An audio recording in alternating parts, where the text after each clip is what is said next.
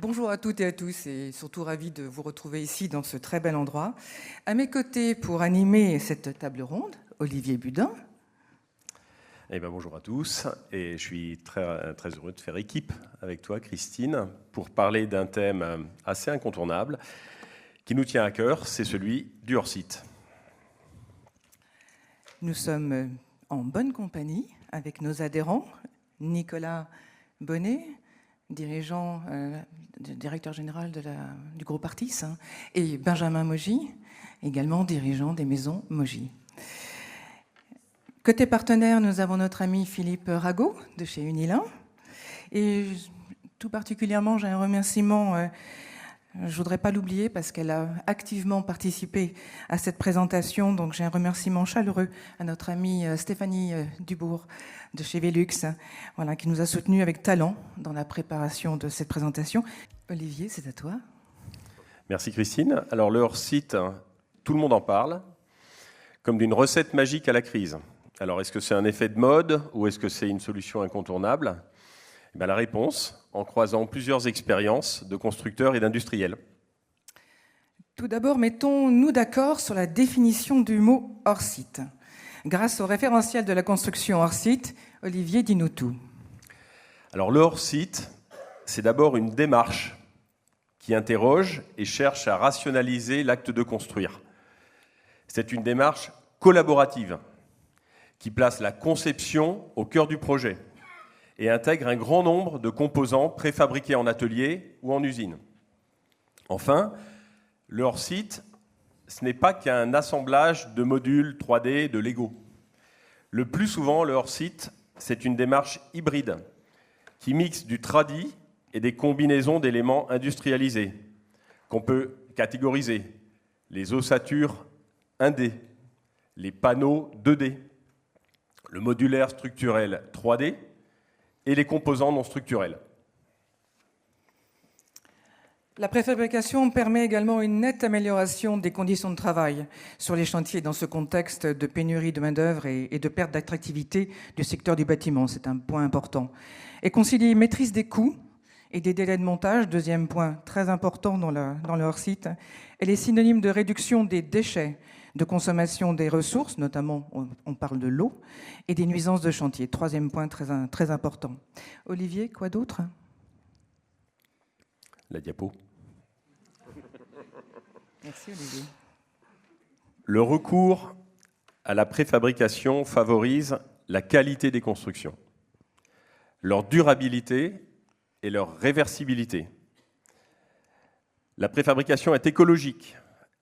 Elle contribue à réduire l'impact environnemental et à baisser l'impact carbone. Et ça, le carbone aujourd'hui, c'est le mot magique, ça nous concerne tous. Enfin, elle favorise l'innovation et la collaboration des parties prenantes. Un premier exemple industriel avec notre ami Philippe. Merci. Moi, je représente Unilin. Donc, c'est pas d'aujourd'hui qu'on fait des solutions hors site, puisque moi, je prime sur le fait qu'en fait, c'est le travail de tous et l'assemblage entre industriels de solutions hors site. Le hors site est quasiment né, nous, avec la division que je représente, à savoir donc la proposition à nos clients de développer des solutions hors site de toiture en pente, notamment en rampant.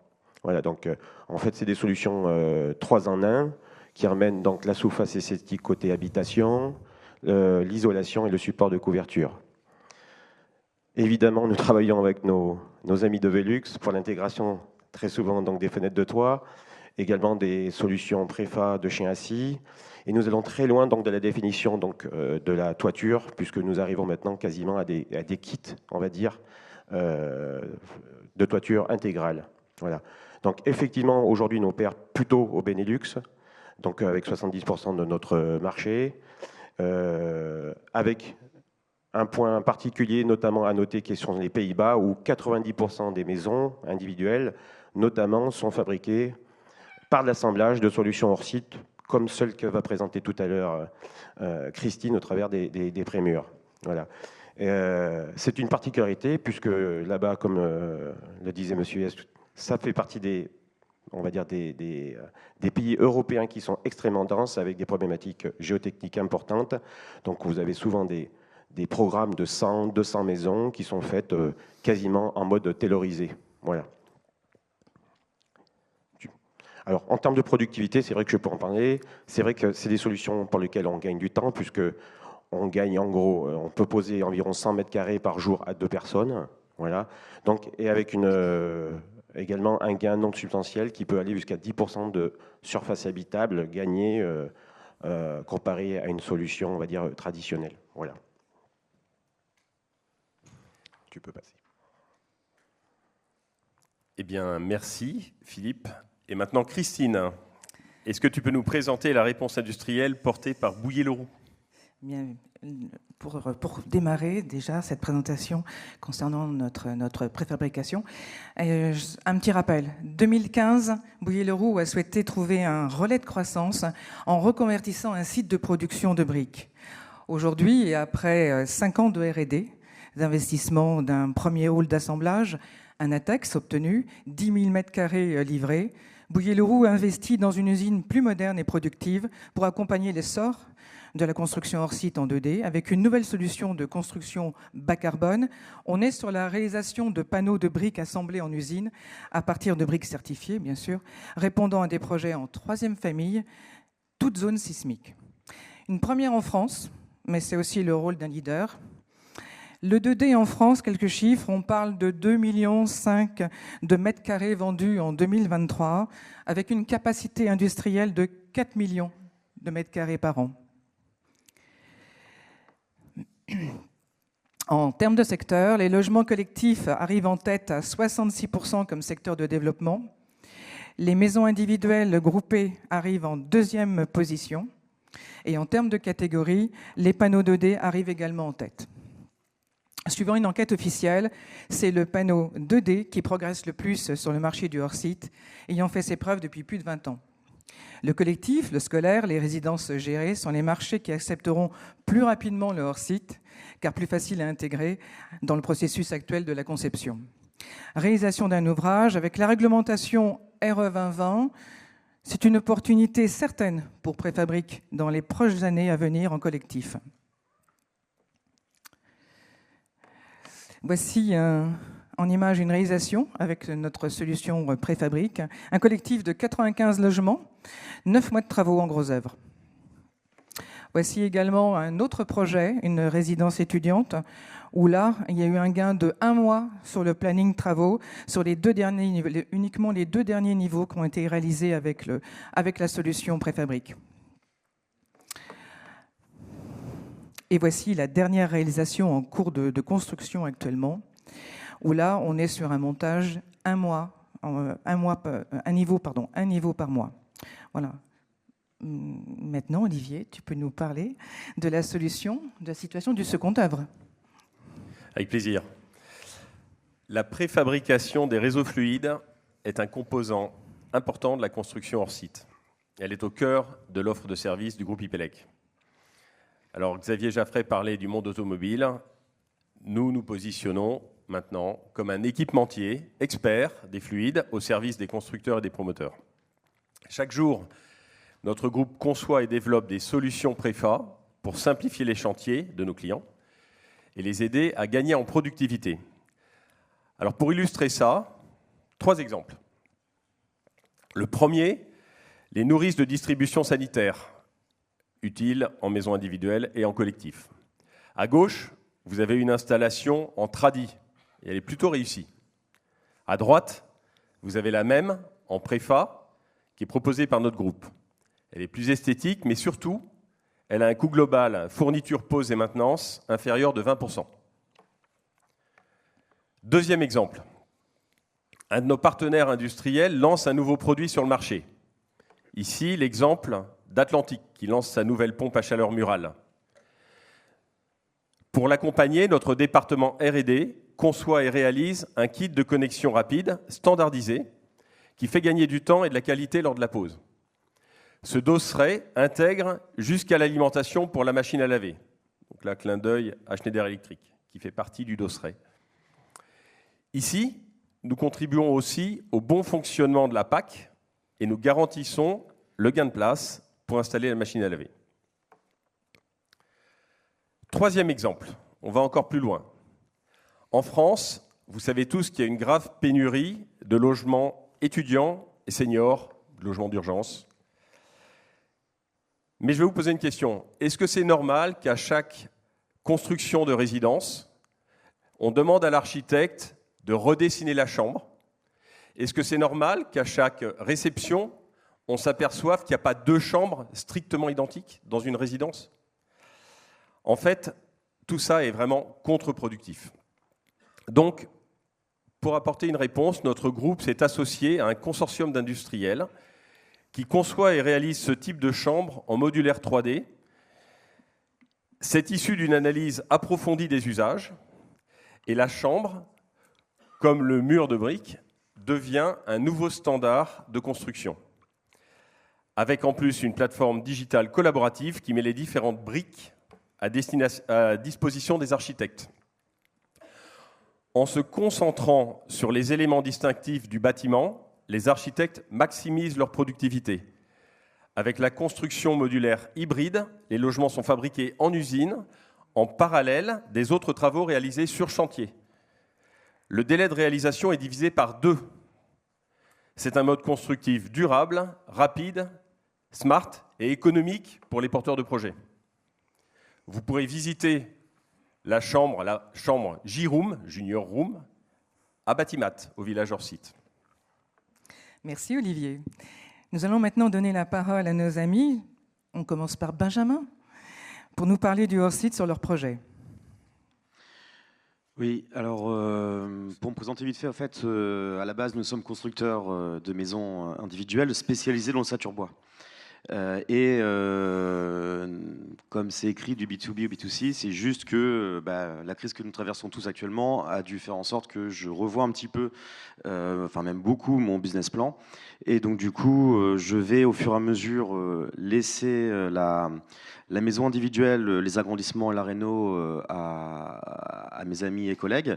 Et puis moi, je vais me concentrer sur la fabrication de murs au saturbois. Donc il y a un changement complet de business plan. Et surtout, c'est grâce en fait, à un investissement que j'ai fait qui à l'origine devait être pour moi et que tout compte fait, maintenant je partage avec tout le monde, qui est un investissement en fait, une chaîne d'assemblage de murs au saturbois. Tiens, si tu peux mettre la slide juste après, Christine, s'il te plaît. Hop là. Donc en fait, mes parents avaient déjà commencé, eux, à faire du 2D depuis très longtemps, depuis un peu plus de 10 ans, même entre 10 et 15 ans. Nous intégrons dans nos murs, l'isolant bien sûr, ça beaucoup de gens le font, le bardage un petit peu moins, et les menuiseries encore un petit peu moins de gens le font, directement en atelier. Et au fait, je me suis dit, pourquoi est-ce qu'on ne va pas plus loin à poser le placo, l'électricité, la plomberie à l'atelier? Et quand je parle de poser l'électricité et la plomberie, ça veut dire que même la platine, par exemple pour la douche, est posée en atelier, et toutes les prises de courant, et là on voit même sur l'image un extracteur VMC pour salle de bain directement posé à atelier, pour qu'on ait vraiment le minimum à faire sur chantier et juste des raccords.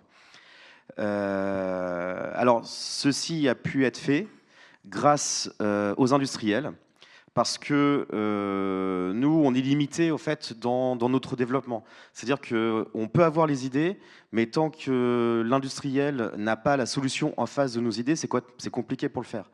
Et en fait, c'est une discussion que j'ai eue avec Olivier où je dis, tiens, j'aimerais bien faire ce style de mur, mais l'électricité et surtout la plomberie me bloquent. Tu m'as dit aussitôt, j'ai une solution pour toi. Donc c'est ADCA qui fait partie du groupe IPELEC, qui fabrique des kits complets en électricité et plomberie. C'est-à-dire que la pieuvre est complètement démembrée pour après être reconnectée. Et c'est grâce à ça qu'on a pu faire le système Mogineuve qui réunit en fait 5 corps de métier en un, lorsque le panneau 2D est fini. Excusez-moi. Donc par exemple, pour un agrandissement de 25 m², L'avantage, c'est ce qui a été déjà dit depuis le début, c'est qu'en fait, la qualité est améliorée. Le travail est plus de précision, les contrôles sont mieux faits. Pourquoi? Parce qu'on a tous les éléments, tous les plans, tout ce qu'il faut chez nous, à l'atelier. Et on a aussi une personne qui est dédiée à ça, qui vient revérifier derrière si tout est conforme par rapport au désir du client. Les délais sont réduits de 9 à 1 mois. Alors, ça peut faire un peu provoquant en disant ça, mais oui, on peut réduire de 9 à 1 mois. Le projet que je vais vous montrer juste après, justement, on a réussi à réduire quasiment à 1 mois le délai, parce que lorsque la dalle sèche, nous fabriquons en atelier les murs pour après venir les poser une fois que la, je te remercie, une fois que la, je vais y arriver, une fois que la dalle, c'est le côté béton, une fois que la dalle est finie, on peut encore aller plus loin.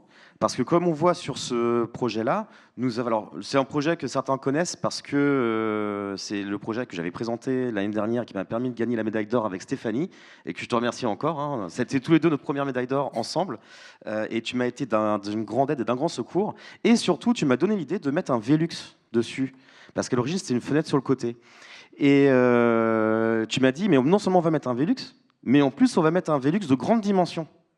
Le truc, vous savez qu'on fait jamais, que les architectes adorent, mais que nous, on fait jamais sur chantier parce que c'est très problématique. C'est très lourd, c'est accidentogène lorsqu'on le monte sur chantier. Là, on le pose au sol. Et le fait de le poser au sol nous a permis de pouvoir vraiment partir sur des dimensions qui soient beaucoup plus grandes. On pose aussi, par exemple, là, vous voyez, on a posé en atelier le flag de chez Soprema, qui est une solution de couverture qui nous a permis aussi de pouvoir aller plus loin et de pouvoir faire la couverture à l'atelier. Donc, je suis capable de faire à l'atelier les murs avec bien sûr le placo, électricité et plomberie posé. Je suis capable aussi de faire le toiture avec aussi bien sûr le placo, mais aussi bien sûr les cloisons intérieures et les plafonds. Et c'est vrai qu'en ce moment, les gens recherchent, avec Amazon, ils recherchent d'avoir de tout facilement, ils cliquent, ils veulent avoir le lendemain. Là, grâce à un système hors site comme celui-là, on peut permettre aux gens de cliquer et d'avoir l'agrandissement très peu de temps, dans les 2-3 mois juste après. Merci Benjamin. Nicolas, on t'écoute. Merci Christine. Bonjour à tous. Moi je vais vous raconter une belle histoire. Ça se passe à Doussard, joli village au bord du lac d'Annecy, au bout du lac pour les amateurs et pour les régionaux. Le sujet, c'est qu'on a développé une belle opération sur un terrain qui est dans un quartier très résidentiel. Le sujet pour nous, après la bataille pour le permis de construire et un beau lancement commercial, c'était de se mettre en route vers la réalisation. Donc la conception est plutôt classique. Le sous-sol est en béton, un bon béton, je précise. Et puis au-dessus, on a fait le choix de la brique pour ses qualités. Donc dès le départ, on était parti sur quelque chose d'assez standard dans notre manière de faire les choses. Et puis, quand on retient l'entreprise de Gros Œuvres, qui est une entreprise locale, plutôt importante, on s'aperçoit en discutant avec elle qu'elle a quelques réticences entre guillemets sur la mise en œuvre.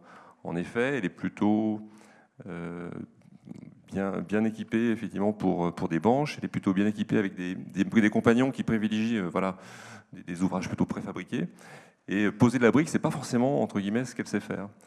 Donc à ce moment-là arrive une belle opportunité puisque on nous propose. Tu as été notre premier chantier réalisé. On nous propose d'expérimenter quelque chose que vous aviez travaillé, à savoir le mur préfa en briques. Donc vous l'imaginez bien, on a accepté parce qu'on adore le challenge, mais surtout c'était le même prix en fait. Hein. Et donc le principe, c'est qu'on s'est retrouvé sur un chantier qui a bien démarré, sur des bases standards. On s'est aperçu rapidement dès que les murs préfa sont arrivés sur le chantier qu'on avait un chantier propre, bien tenu. Des équipes motivées parce qu'effectivement les compagnons sur place appréciaient entre guillemets un mode constructif qui était qui se faisait en sécurité, qui se faisait dans de très bonnes conditions. On s'est aperçu que c'était aussi un chantier avec beaucoup moins de nuisances. Je rappelle que le quartier était très très ancien. Notre premier voisin, c'est un beau camping 4 étoiles et on ne s'est pas fâché. Hein. On a évité effectivement de taper sur les branches à 7h du matin. Donc grâce à ce procédé, on s'est retrouvé dans de très bonnes conditions de réalisation. Les délais ont été tenus. On y ajoute aussi effectivement une belle qualité de production. Les murs sont bien droits, sont bien posés. Merci Nicolas. Et au final, voilà, sur un coup d'essai qui était plutôt une opportunité plutôt qu'un choix manifeste dès le départ, on a retiré déjà de très beaux enseignements. Alors c'est la bonne nouvelle, c'est que derrière cette opération-là, il y en a d'autres. Alors peut-être pas toujours au bord du lac, mais en tout cas, on a identifié à travers ce procédé de construction un procédé qu'on peut intégrer dès le départ maintenant dans la conception. Donc ça a même un impact aujourd'hui sur le dessin, hein, à la conception, pour optimiser ce qui peut l'être en termes de portée, en termes de trame sur nos constructions. On en voit déjà les effets donc à la conception parce qu'il y a l'optimisation, très clairement. Ça permet à tout le monde de se poser des questions sur la bonne manière de dessiner. Et puis on commence, et là c'est la bonne nouvelle, on commence à en voir deux effets positifs. Je ne reviens pas sur les qualités de la partie construction, hein, sur la partie chantier, mais ça permet de parler avec des entreprises qui sont motivées, qui sont qualitatives, qui ont le soin, entre guillemets, de faire travailler leurs collaborateurs dans de bonnes conditions. Donc ça rend plus qualitatif, entre guillemets, la recherche d'entreprises partenaires sur le sujet. Et puis, en termes de coûts, la conception plus la bonne maîtrise en amont de la réalisation, on en voit les effets sur le plan du prix de revient, effectivement. Donc voilà, une belle opportunité, comme souvent les innovations au départ, et puis ensuite quelque chose qu'on a intégré complètement dans notre manière de travailler. Voilà, merci aux équipes. Merci à toi Nicolas, surtout, merci beaucoup. Un mot de conclusion, mon cher Olivier ? Bien oui, Christine. D'abord, merci à tous nos intervenants.